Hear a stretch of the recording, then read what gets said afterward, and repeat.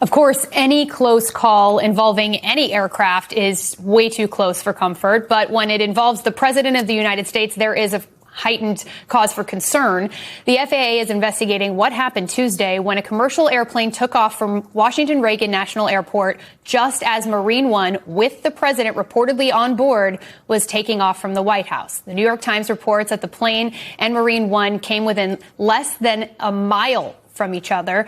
That's according to two people with knowledge of the FAA's preliminary findings. Joining us now, MS Now transportation reporter Josh Einiger and former NTSB and FAA investigator Alan Dale. Josh, walk us through what happened here. So, Ariel, here's what typically happens, or what's supposed to happen in Washington when the president's moving. And let me just start by saying the transport for the president, whoever's piloting that aircraft, they don't have rules they have to follow. They're piloting the president of the United States, and they basically say what they're doing. So no one's saying anyone did anything necessarily wrong or against the rules here. The custom in Washington, because the airspace is so compressed, Reagan National Airport is only about 3 miles away from the White House, is that when Marine One's going to lift off, they give about a 3-minute warning. In this case, they did give a 3-minute warning, but the controllers at DCA didn't hear it. There are issues with transmissions being stepped on, being garbled, and that's something that's come up in the past, and it seems like that's what happened. When they didn't get a response from the tower, they took off anyway. The tower seemed to be surprised. There was an Envoy, an American Eagle flight that had just taken off for Pensacola, Florida. They were about a mile apart from each other at their closest point, but they were heading in opposite directions, and it wasn't something that the FAA or the NTSB thinks was terribly dangerous, but it's, of course, something that they're investigating. Yeah, definitely cause for alarm. Alan, the FAA has put out a statement on this incident. Quote, based on our preliminary safety review, there was a momentary loss of separation, after which the aircraft continued to move away from one another.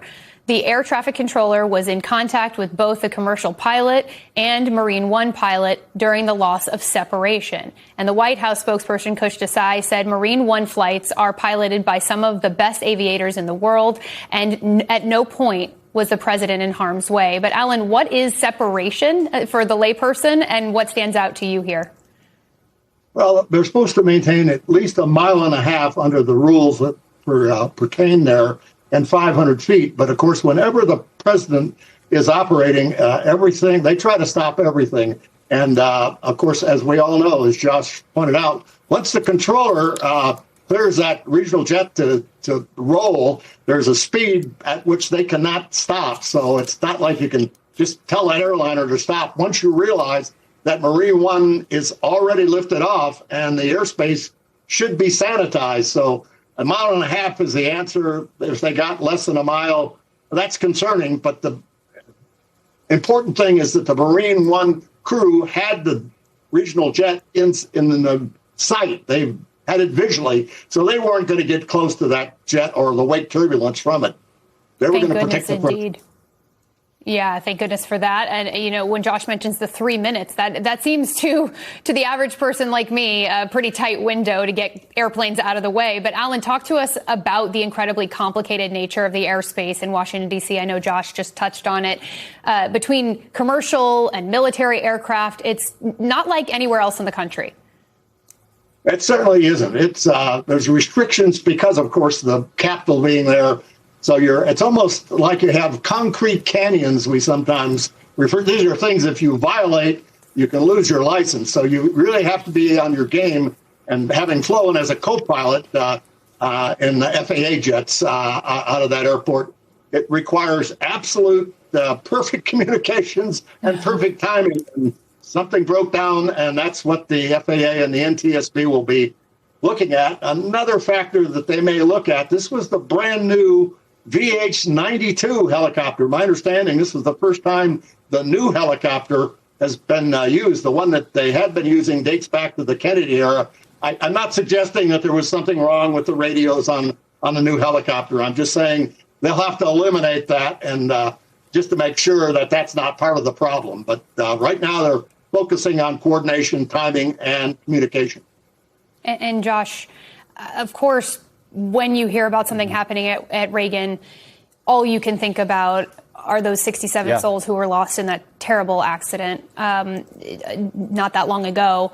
Have there been strides made to try to prevent something catastrophic like that from happening? Because when you hear something like this, it harkens back to that very quickly. So certainly some. A little more than a year and a half ago, 67 people died when an American Eagle jet coincidentally collided with a military helicopter, coincidentally. But that's sort of where the similarities end in this particular scenario. Important distinction. Right. After that, though, they did shut down a key helicopter route that was in conflict with traffic coming into DCA that the NTSB found had been a repeat cause of close calls over years that had been basically not noticed by the FAA. They also called for dozens of things to change, many of which have not yet been adopted. And that is a concern that the NTSB and families of the victims have brought up repeatedly. There was in particular, there was an issue where the helicopter was transmitting on one frequency, the plane was transmitting on another frequency, and they couldn't hear each other. Now, we don't know yet if that's one of the situations with this. We do know that there was clearly a communications issue.